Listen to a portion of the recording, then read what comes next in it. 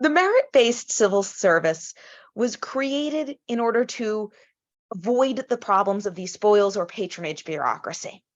And it solved many of those problems. However, it created some of its own, these different agency problems. I'm actually going to start with the second one first. You'll see why in a minute.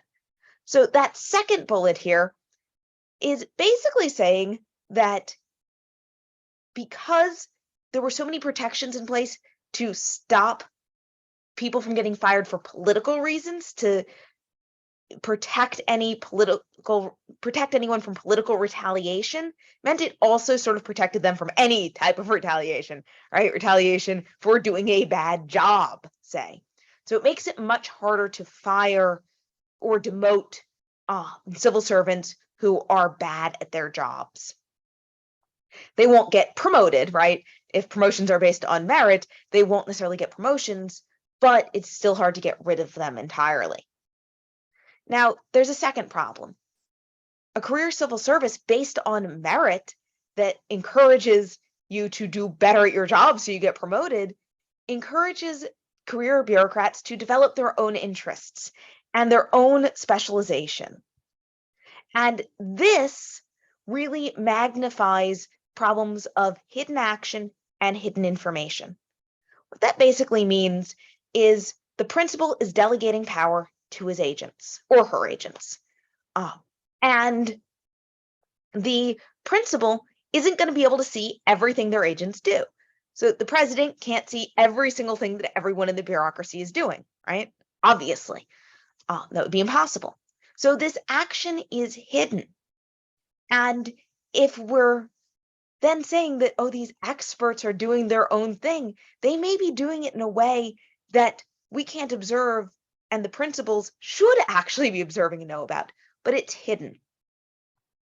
There's also information that's hidden.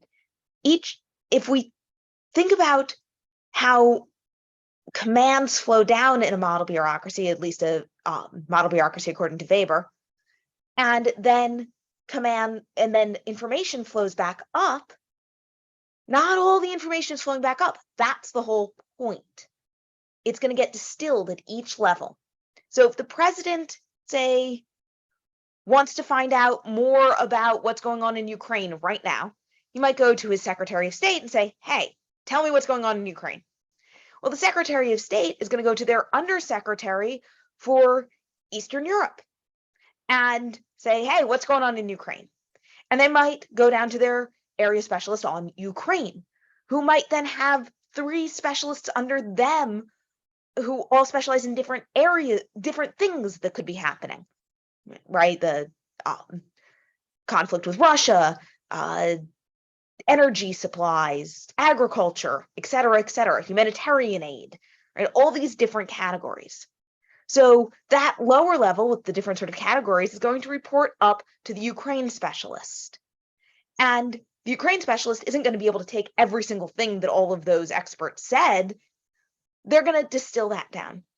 And they're going to report it up to the area specialist, who's going to distill it down further for their boss, and so on and so forth until we get right up to the top. But that means that there's going to be information that's been hidden. And this can sort of compound with our hidden action problem in that we don't know how those choices were made. We don't know how people chose what information to leave out and what information to include.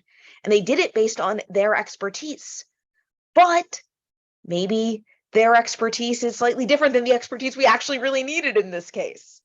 So we can't always see what information is hidden and by what methods it's hidden, or by what methods people are even gathering the information in the first place.